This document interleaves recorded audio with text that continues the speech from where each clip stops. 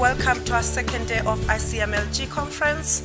I am Dr. Tawana. I am a co-chair of this conference. I am a senior lecturer in finance here at WBS Business School. Our keynote speaker is here today, which is Professor Tawana Kupe. Professor Kupe is a vice principal and a deputy vice chancellor at WBS, in charge of advancement, HR, and transformation. For the purposes of this topic, it's actually useful to play around with the notion emerging markets. The role of higher education institutions in emerging markets is, in my view, to provide educated, well-trained, and skilled personnel for the economy. Those kinds of markets or those kinds of society where economic development is considered either subpar, not what it should be, and it is considered that you're aspiring to a certain higher level of how the economy should perform. You are trying to transition from an emerging economy to a developed or mature economy. There are new developments in emerging markets as well, which is that the institutions, higher learning institutions, are expected to stimulate and incubate entrepreneurial thoughts, ideas, and projects. Today, there are increasing demands that higher learning institutions must also actually not just teach book knowledge or theoretical knowledge, but also be sites and spaces for stimulating and incubating entrepreneurial thoughts, ideas, and projects. So increasingly, we hear from players or stakeholders in the economy and in the market saying that the problem with higher learning institutions is that they teach theoretical knowledge, which has nothing to do with what the economy needs. And given what they do, they are undermining the capability of that nation or that society or that country to become, to move away from being an emerging market into a much more mature, developed market. The role of universities and higher education institutions is also actually training people to be citizens. People who think, who critique, who can, I think, provide alternative solutions, even if those solutions are not about direct and immediate identifiable problems. And so that complicates the picture as well. So in an emerging economy, you need actually highly educated, highly skilled, and highly trained people.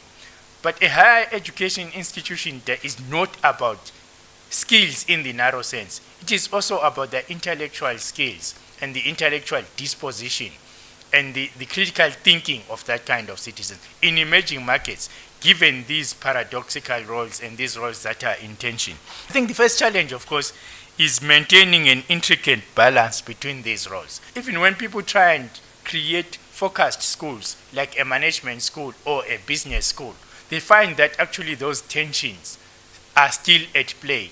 How much of the curriculum should have theoretical knowledge and research methods? And how much of the curriculum should actually be content that people claim will give the skills that are needed in the market, that the people will hit the ground running, ready to take up management roles. But they are at a university, they are not sitting in a company. So often you will find there's often splits in departments or in schools around the theory people asking for too much space in the curriculum, and the people who run what they call practicals or real world knowledge wanting more space in the curriculum and saying this theory actually is outdated and there's no relevance to. That the intricate balance there has real implications about what you deliver, and there's real implications for us as managers. When we hear these disputes from schools, from faculties, from students and others, we often get letters where students write to us a long petition. What we are learning is not relevant. It will not get me a job. Or students who have taught to have graduated, when we do surveys, they say, I'm not able to get a job. People say I don't have enough practical experience. The problem, Prof, is that there's too much theoretical knowledge. Can you make it like the working world? I say, a university is not a factory where it will teach you how you operate in a factory. It can only simulate and give you an idea of how it does, because its fundamental role is to make you think. And once you think, to be able to adapt to particular situations. For sure, you need some practical skills, but this is not where you are going to get it. Then the second challenge is perennial challenge of underfunding the higher education institutions to perform these roles. If you are really going to do well, trying to manage an intricate balance of roles, where a good education, quality education if you like, good skills that are relevant, and also that are up to date, you also need to employ the best. And second, you need the necessary facilities to employ the best. The students who come to learn also need to be funded very well. As you know, in South Africa right now, we are in the grip of something called a fees must fall crisis, where students believe the fees are beyond their reach. Yet, they need to access this education. And as an emerging economy, we also need these particular skills. Who's going to pay for this, for people to be trained and educated for these skills, is now another big fundamental issue. And again, that is a challenge that sits at my desk, because I walk around and I go to various functions and people say to me, Prof, have the fees fallen?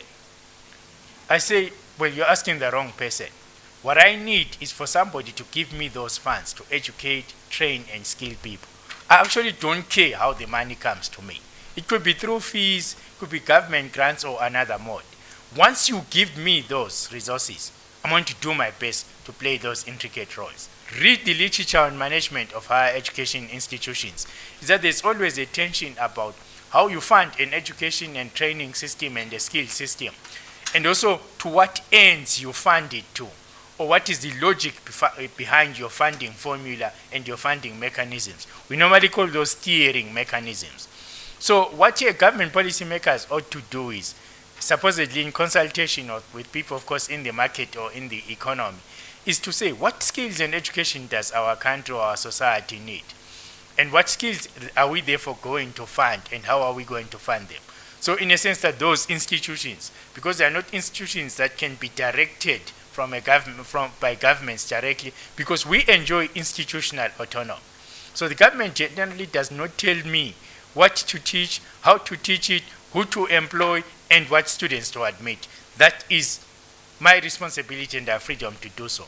But the government, of course, has an interest in what I teach, who I employ, and who I educate, because that has implications for society as well as the economy. So again, there is another conundrum there that needs to be resolved. Even for private universities, by the way, which are investments, investors also would want to invest in a higher education institution if it is privately owned, for the skills that people can actually want to get and will pay a premium for.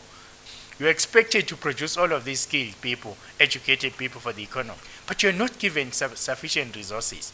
And on the other hand, you must also maintain your autonomy and independence, that you are not being instructed simply to produce things that some people think are necessary at a particular time.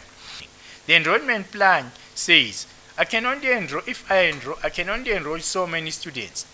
And if I enroll that number of students, 30,000 in my case, then I'll get the following subsidies. If I enroll 50,000, the other 20,000 will be unfunded. And the best way I could make sure I'm able to educate those other 20,000 if I can increase the number of the fees that they actually pay. So I'm not completely free. I might be autonomous, but I'm not completely free. What I teach and who I teach and the programs I teach also have to be accredited with various government regulatory agencies, as well as accredited by professional bodies and professional associations. We also have a plan at this university that we don't just want to be an undergraduate university. We want to be a university that is 50% postgraduate and 50% undergraduate. So right now we are busy reducing the number of undergrads that we take and increasing the number of postgrads. Because also we have a plan that the way in which we're going to deliver skills to this society and this economy is both at the lower end and also at the upper end. Give me all of the funding I need. I'm telling you, I'm taking all of the 77,000, but I'm taking them on the following conditions: adequate resources to hire the best lecturers, professors, and all of that; adequate facilities like these auditoriums; adequate laboratories; adequate accommodation, and all of that. We do not operate in a vacuum. We operate in a world where we're competing globally. You also have to actually at the same time meet the challenge of global competitiveness. Without global competitiveness, distorting your responsiveness and your relevance. Because you can't possibly say we are globally competitive, but you are non-responsive to your environment. Because the reality of the situation is that people who come to your higher education institutions are largely locals. You will get international students and others, but that can't be the focus of your market. Now you are talking about an emerging economy. How that economy performs is going to determine also how much government puts aside as subsidies and grants, and how affordable the fees you charge are to people. If people are not paid that well, the economy is not doing very well, and you charge what you need to give a quality education, you're not going to get that because people can't actually afford it. You find that the various regulatory authorities and regulatory instruments, in fact, stifle the ability of higher education institutions to provide the skills that they need. The kinds of things I often have to sit through with the professional bodies coming to look at the accreditation of our programs and how we are doing. They will sit there and say, your curriculum is good, and the students you produce are some of the best in the market. They do very well. But you know, we have a problem with you. Why don't you hire 2 more lecturers? I say, I actually want to hire 5 more. Just show me the money. And don't write a silly report which says, your program is provisionally accredited until you hire 2 more lecturers, giving the impression to people that the program there's something wrong with the program. That is actually stupid. And so it's actually what I call shooting yourself in the foot. I think because of my training, I was educated both in Africa and abroad. People haven't thought about different ways of managing these institutions that is responsive to the local society and to the history. And so that there is space to be responsive and relevant is not just the curriculum. It is the whole value chain. Then also by program design, I now mean the actual degree and what is in the degree. And also related to that, then what we need is curriculum reform and change. It's not easily done. You see, the thing about emerging markets is that they are transitional societies or societies in transition. Now, to paraphrase an old Marxist phrase, the moment of transition is a moment when the old is not dead and the new is not yet born. People think that imitating what Harvard Business School does is being globally competitive. No, it is just being imitative. Being globally competitive is doing something else. Is learning from your environment and being able to do the best from your environment.